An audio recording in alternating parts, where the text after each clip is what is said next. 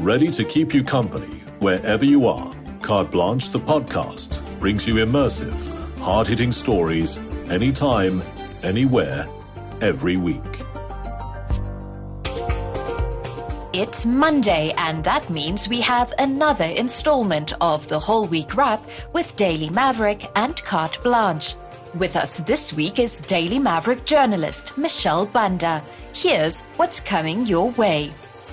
Labour Department raids expose dodgy employers. Then, the Lusikisiki Massacre reignites the illegal firearms conversation. I think with the Lusikisiki Massacre, they need to set an example that this can't be acceptable in our country because it happened in Nomzamo Tavern 2 years ago. To this day, justice has not been served. No one is behind bars for that massacre. Later, the 10th of October is D-Day for Durban as taps run dry.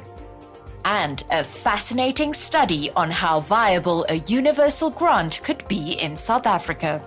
But first, the city of Tshwane finds itself rudderless once more, as City Mayor Cille Brink is kicked from his mayoral seat. However, he might still make a triumphant return. Meanwhile, a few more candidates are waiting in the wings. Michelle, welcome back to the show. It's been a good while since our last chat. How have you been? I've been well, cold though. It's been very cold, but I'm well, thank you. It's good to be back. So let's talk about the city of Tshwane. It's not necessarily the end of the road for Cille Brink, as he could be voted back in as Tshwane mayor. That's if the DA, of course, has its way. This comes after Brink was ousted in a no-confidence vote just over a week ago. First, I want us to talk about the state of coalition governments across the various metros. I mean, Joburg has had its fair share. They're really clinging on for dear life in eThekwini and Ekurhuleni. How hopeful are you that the various parties can actually make this whole coalition government thing work? At the rate things are moving, I don't think I have too much hope on the coalition government because it seems that the people in power are not there for the collective, of serving the people that voted them in power.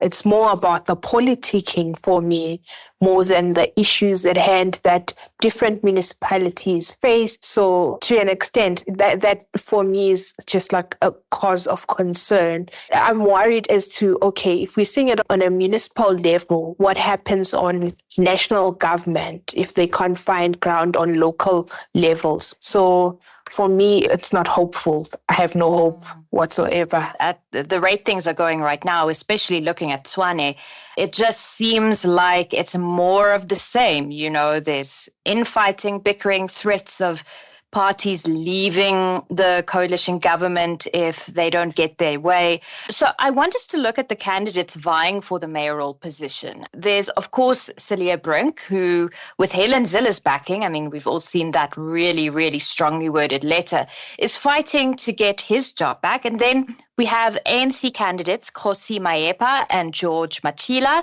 Both have played integral roles alongside ANC big names such as the Electricity Minister, Khosienso Ramokgopa.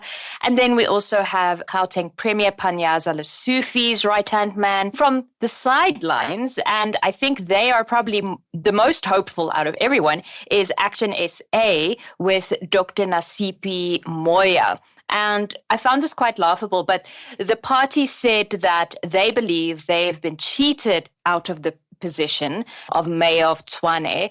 But who do you see will most likely grab the mayoral seat? Do you see Brink maybe getting his role back? I think more than anything at this point, you can't be too sure. I can see Brink going back to mayorship. Reason being, he's been there. He knows the city quite well. And for the GNU to work, the DA is, to say, if you don't put our person back, it affects the GNU. But you never know. It's politics. Anything can happen. There could be another fifth or sixth candidate coming up on the day of voting. Definitely, it could still deliver a fair amount of surprises. But I think to wrap this up, regardless of really who takes the role, overall, the Gauteng government of provincial unity, as with many other provinces, will really continue to suffer unless power-sharing agreements start to work. And I think for me, those are the key words summarizing all of this, is power-sharing. And it seems that's just something several political parties are simply unable or unwilling to do, is to share power. And that is what it all comes down to. Certainly, because I think at some point it needs to get like directive from the national government and translating and becoming a thread right through to local level, because at this point on national government, it looks like it's working and it looks like there's less chaos. But when it comes to the provincial level and the municipal level, it's not really translating. For instance, in Gauteng, you can see that the DA and the ANC are not trying to come together for the greater good of serving the people of Gauteng. This GNU has to translate in all stages and all levels of government. Otherwise, we'll find ourselves in the same situation over and over again.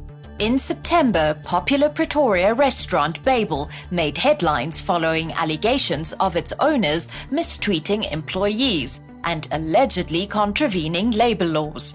The claims went viral, leading to many other workers speaking out about their experiences within the hospitality sector.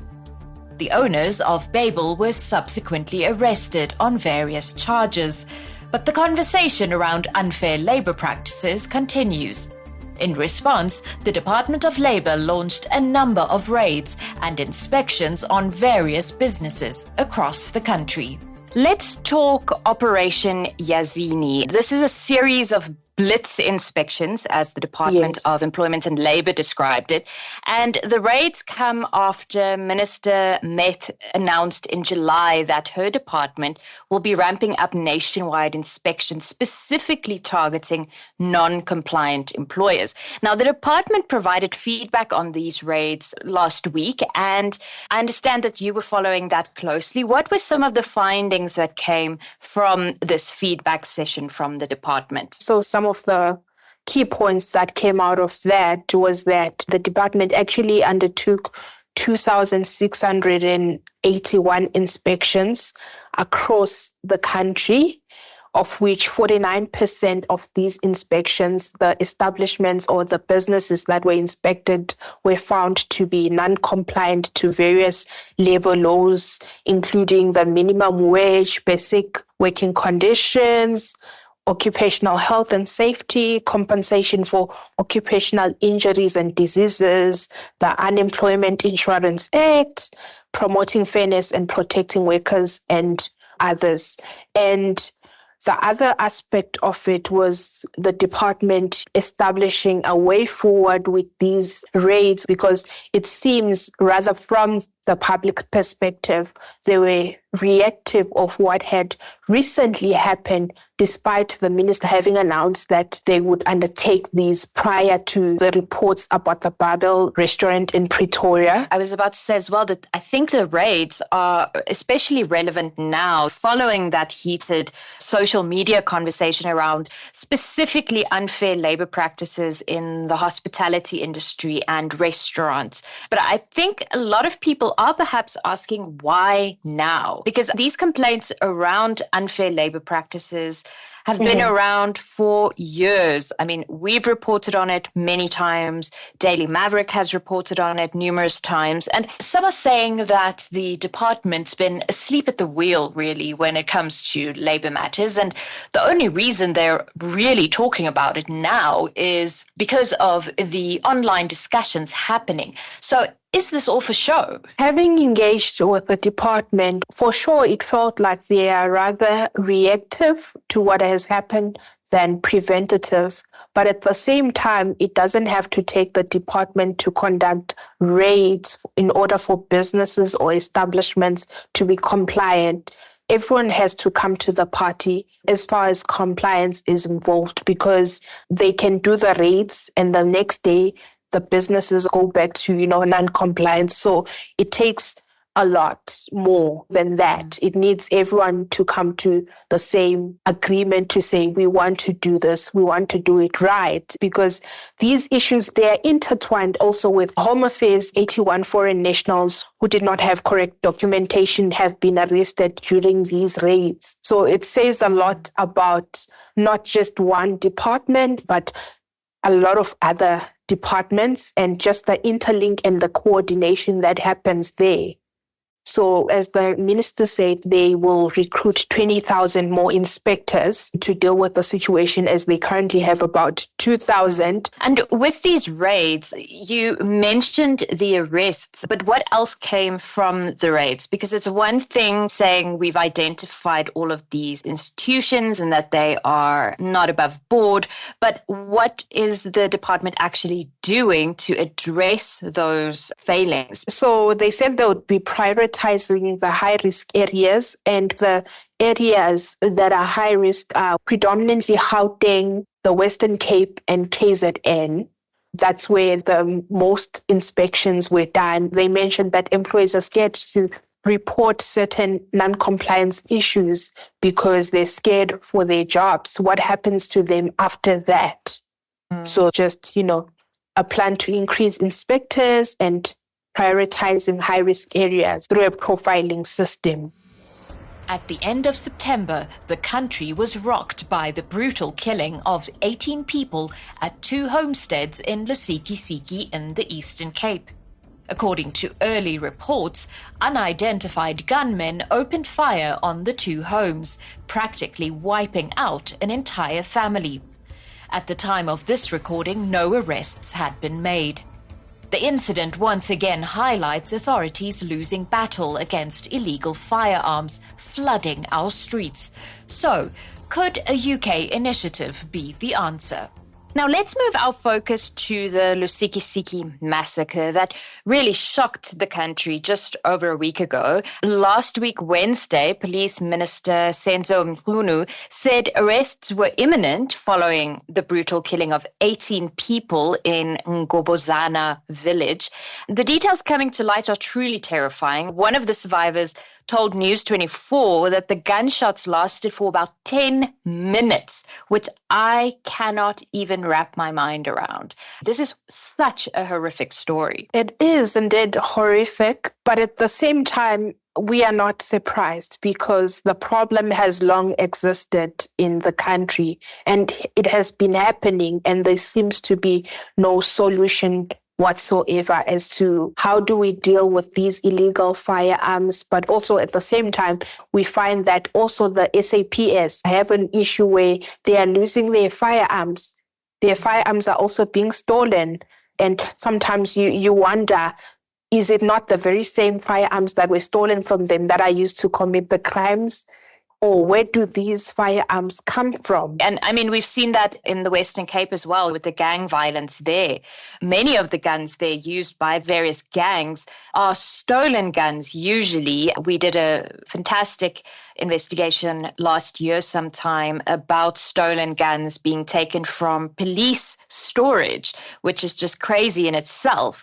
And I think, as you've just rightfully mentioned, is that this incident, the Lusikisiki incident, has really reignited the conversation around firearms and in particular illegal firearms. You mentioned that the SAPS, they've lost weapons of their own. I think a figure that I read was around 300 SAPS firearms and 30,000 rounds of ammunition were lost or stolen between October last year and March this year.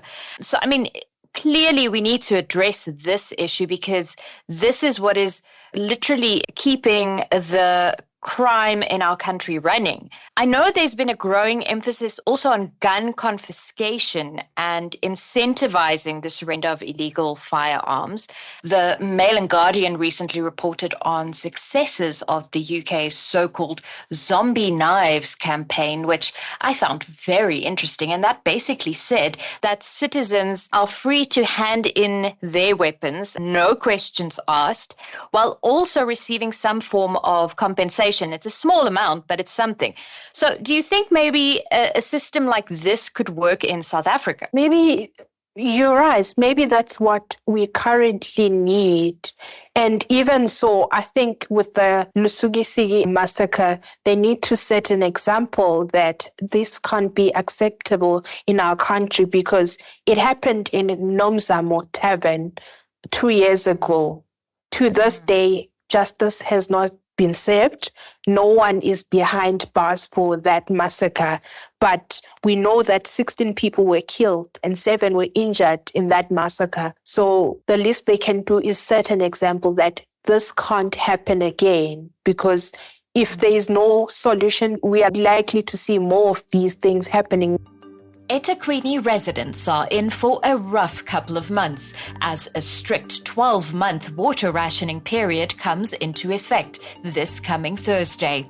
With the municipality losing at least 54% of its water revenue to leaks, theft and unbilled consumption, it's a crisis long in the making. So, what went wrong? Now, if you're in Durban and surrounds, listen up, because from the 10th of October, new water restrictions will come into effect across the metro. The announcement follows a directive from government that states the metro has to reduce its water consumption by 8.4% over the next 12 months. And basically, this means that eThekwini residents will be subjected to water rationing for the next year. Now, really, this is such a sad state of affairs, and I feel that this is just a sign of things to come for many other provinces across the country as well. Certainly. However, with eThekwini, I'm quite shocked that they're actually making such an announcement now when the city has been facing a lot of water issues. If I'm not mistaken, it's been over a year that there have been water issues, initially blamed on the floods, and then it was issues of vandalism on the infrastructure, and at some point they were saying it's being targeted, it's sabotage, but they're only saying something now, because I know of people who don't have water on a daily basis in eThekwini, and these water tankers have actually become a norm for them. And they're telling me, we don't have water during the day. Maybe at night, sometimes it comes through. But yeah, we'll have to wait for tankers throughout the day that are also not enough to supply the rest of the community. And you can't also get enough for your own personal use. Because I remember speaking to people that I know in Durban saying that back in 2021 already, residents were slapped with a so-called water infrastructure levy. And the aim from that was apparently to raise over R1 billion to address the many water issues in the metro. Nothing really has come from that. Then we had July 2023, where the National Department of Water and Sanitation issued the directive that we're speaking of now, telling eThekwini to clean up its act, or else they will have to start implementing water rationing. So very little has happened during this time, and I'm really just wondering what more needs to happen before municipalities wake up and start actually doing their jobs and fixing leaks, fixing the water infrastructure, because clearly it's not happening. Certainly, they need to start fixing it. This is a nationwide problem. It's not just eThekwini. So we are yet to see how it translates in other provinces, cities and towns. Well, day zero seems to be back on the table for many provinces. I'm seeing the term being thrown around quite a lot again. Of course, we remember the day zero crisis that happened in the Western Cape. So, yeah, we'll see what happens. At 33.5%, South Africa has the highest unemployment rate in the world. When taking the expanded unemployment rate into account, the country is facing a sobering 42.6% unemployment rate. As the country faces a worsening jobs bloodbath, some organizations are looking at novel ways to tackle joblessness, more specifically youth unemployment. A new study funded by the German Catholic Bishops' Organization and the Pietermaritzburg Justice and Dignity Group shows the positive impact a universal grant could have. Now I want us to move on to some good news. And this one is really interesting. First, I want to hear from you. Have you ever heard of the Unconditional Cash Transfer Project? I had not heard about it until the initial story on the Daily Maverick website. I did not know about this. Yeah, I was also completely unaware of this project, I'll be honest, but it's fascinating, really. It's a fascinating study that's been running since October 2022 to see whether a universal grant could actually work in South Africa.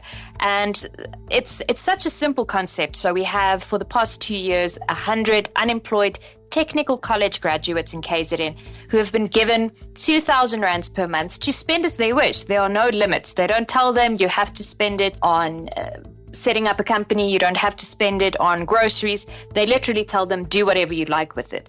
And negative people might think, oh, they went and bought alcohol and they went to party, but that's actually not the case.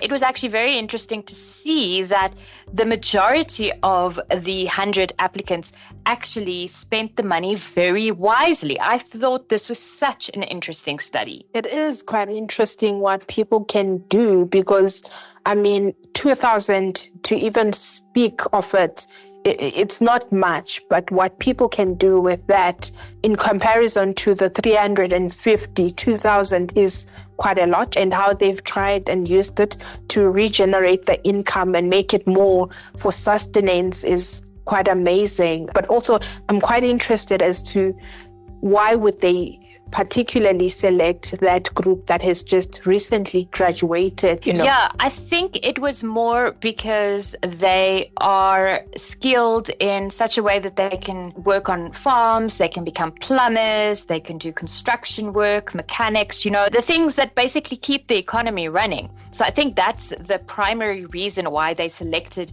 technical college students specifically. And it was also very interesting for me because many of them used that for data, transport fees, and so forth in the whole job hunting game, because we know that requires money in itself. So a lot of them used some of the money towards that. There was a lovely story of one of the individuals who used that money to set up a small vegetable garden, and then she started selling the produce, which I found just a lovely idea.